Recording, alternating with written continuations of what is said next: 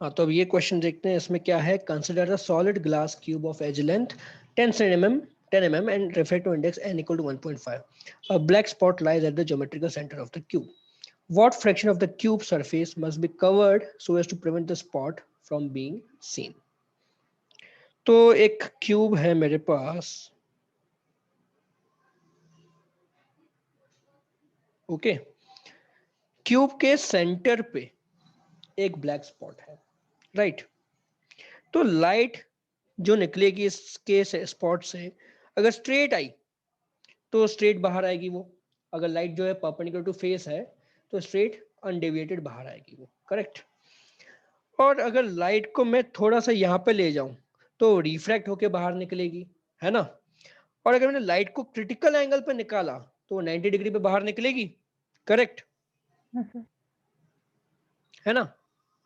तो यहाँ पे अगर मैं इसको क्रिटिकल एंगल पे बनाता हूं, ये आईसी, दैट मीन्स ये भी आईसी होगा। तो लाइट जो है ऐसे बाहर निकलेगी, करेक्ट है ना। और इससे ज्यादा एंगल बना है तो लाइट अंदर के अंदर रिफ्लेक्ट हो जाएगी, right.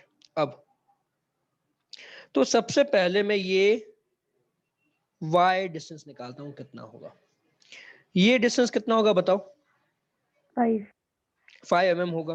This will B 5 mm, है ना। तो मुझे y कितना मिलेगा, 5 tan IC होगा क्या। और यानी कि 5 into sine IC by cos IC लिख दे। That means y is equal to 5 sin IC divided by under root 1 minus sin square IC। अभी sin IC कितना होता है क्रिटिकल एंगल, 1 by n। तो हो जाएगा 5 times 1 by n divide by under root 1 minus 1 by n square. तो ये हो जाएगा तुम्हारा 5 by under root n square minus 1 simplify करेंगे तो, ठीक है। और n कितना दिया हमें 1.5। तो हमारे पास कितना हो जाएगा y equal to 5 by under root 1.5 का स्क्वायर कितना होगा 2.25 माइनस 1। तो हो जाएगा 5 divide by under root 1.25, okay.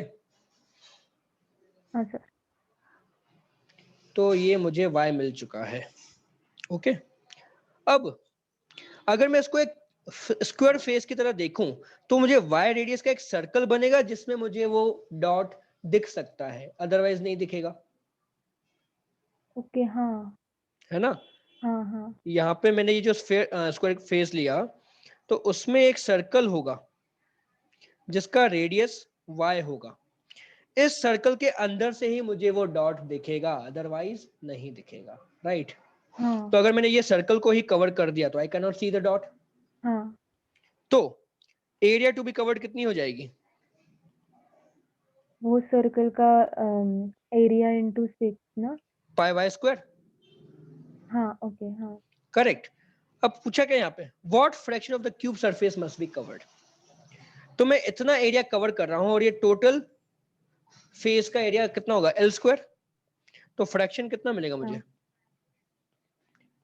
Pi Y square by L square. L क्या है इसकी लेंथ।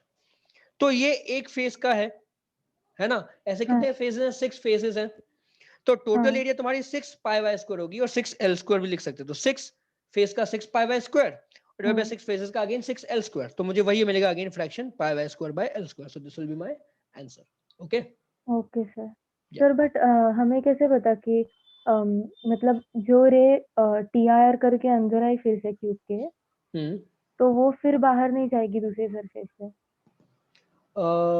जा सकती है, देखना पड़ेगा, बट मतलब इतना डिटेल में जाने की जरूरत नहीं, क्वेश्चन उतना डिटेल में नहीं पूछ रहा है हमें, ठीक है। ओके सर, हाँ, थैंक यू सर।